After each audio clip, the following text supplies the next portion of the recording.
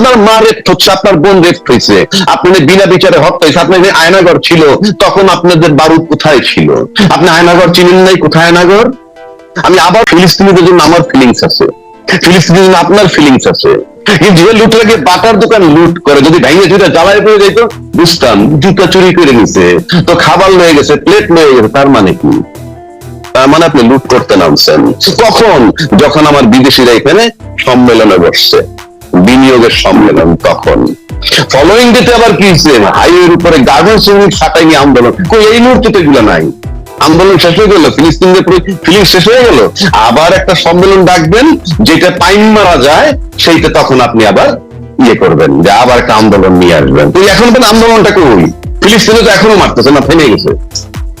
আমি সেজন্য বললাম। এবার আসেন যে এটা আমি এইটুকু বললাম, এই বেশি বলার রুচি আমার নাই। আর 2 নম্বর আসেন, আপনি বললেন যে জনগণ বলছে ইনসাদদেরকে 5 বছর দেখতে চায়। জনগণ কে সেটা আমার কাছে বড় কথা না, কিন্তু কথার বোল্ডনেসে মানুষ ভয় পাচ্ছে কেন?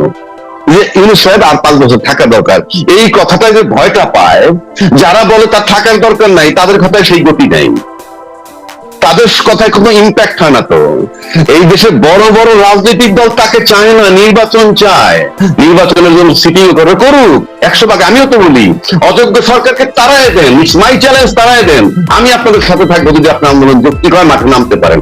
একবারও আমি বলি নাই ইউনূস সাহেব দেবতা না, ইউনূস সাহেব দেবতা না, আপনি ইউনূস সাহেবকে নামায় দেন না মাঠে নেমে, আপনি আদায় করতে পারবেন। আপনি 12 বছর কিছু করতে পারেননি, এবং মাথার তাজ যিনি ছিলেন সবচেয়ে বড় দলের, সেই মাথার তাজটাকে মাত্র 2 কোটি টাকা এদিক সেদিক করার কারণে যখন তাকে 7 বছর জেল খাটাইছিল, সেই মাথার তাজের জন্য আপনারা কি করতে পেরেছেন? সেই মাথার তাজ যখন বিদেশে চিকিৎসার জন্য কাকুতি জানাচ্ছে, তখন তার সাথে ডালপালা সবাই কিন্তু বিদেশে বারবার গিয়ে চিকিৎসা করে, মাতুল্য নেত্রীর জন্য কোনো ফিলিংস ছিল না। তাদের মাতুল্য নেত্রী যে যেতে পারে না, কোথায় টাচ করেছিল তাদের? আমি কিন্তু খুব দুঃখের কথাটা বলতেছি, কোন প্রেমে না, কারো বিরুদ্ধে নয়। খালেদা জিয়া একজন অসাধারণ মহিলা, আপসের নেত্রী তাকে বলা হয়। তার যেটুক দুঃখ ঘুষাই দিছে এই ছাত্ররাত প্রফেসর ইউনূস এবং আর্মি চিফ তার বাসায় গিয়ে, এরপর কি এক চুল দুঃখ কেউ দূর করতে পারছে তার আর? আমি কিন্তু মনের দুঃখে বলতেছি, আমি কোনো বিরুদ্ধে বলছি না। তাহলে যারা বলে ইউনূস সাহেব আরো 4 বছর থাকুক, 5 বছর থাকুক, কেউ কয় সারা জীবন থাকুক, কেউ কয় 50 বছর থাকুক, আমি একবার এখন পর্যন্ত বলিনি, বিকজ আই প্রেফার ইলেকশন। আমি একজন গণতান্ত্রিক মানুষ হিসেবে আমি ইলেকশন প্রেফার করি। ইউনূস সাহেব যোগ্য লোক, কিন্তু দেবতা নন, তারও ভুল হইতেছে বা হইতে পারে, কিন্তু যারা তাকে রাখতে চান না, চ্যালেঞ্জ, এই লোক অযোগ্য, নির্বাচন পর্যন্ত আরেকটা লোক আনেন না, যিনি 3 মাসে নির্বাচন দিয়ে আরেকটা লোক আনেন, কেউ তো নাম বলতে পারতেছে না, একটা লোকের নাম বলুন। আপনি আপনার একটা নেতাকে কেন স্যাটায়ার করবেন উইদাউট এনি লজিক? আমি আবারও বলছি, ইউনূস সাহেব আমি দেবতা মনে করতেছি না। ট্রাম্প সাহেব যখন সারা বিশ্বের জন্য শুল্ক বাড়িয়ে দিলেন, শুল্ক বাড়িয়ে দিলেন, সারা পৃথিবীতে হাহাকার শুরু হয়ে গেল। কি হাহাকার, কি করবে? তখন কেউ কেউ না 70-75 জন নাকি তার কাছে বিভিন্ন ভাবে মেইল করুক, ফেসবুকে দেখ, টুইটারে দেখ, যেভাবেই দেখ, নানান জনে দাবি করছে কি যে ইয়ে করে দেন, অর্থাৎ শুল্কটা কমিয়ে দেন, কেউ বলছে শুল্ক শূন্যের কোঠায় নেন, ইত্যাদি ইত্যাদি দাবি ছিল।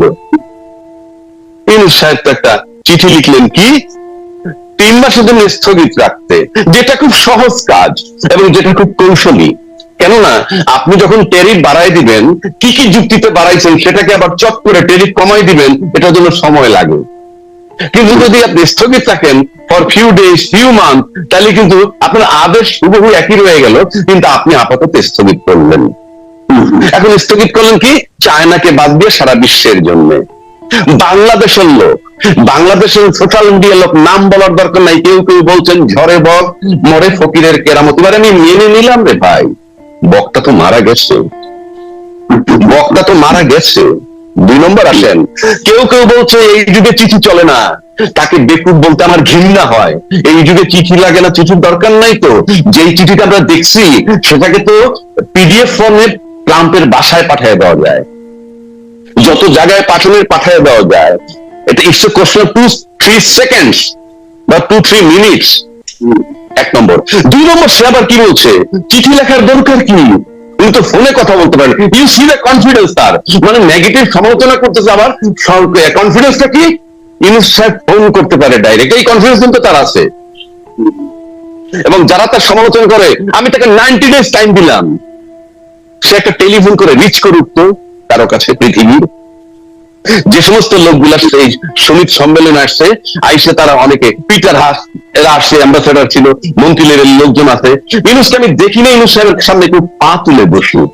আর যারা আমরা নিন্দা করতেছি, সমালোচনা করতেছি, একটা দাওয়াতও আমি পাইনি, আমাকে একটা দাওয়াতও তো দেয় নাই।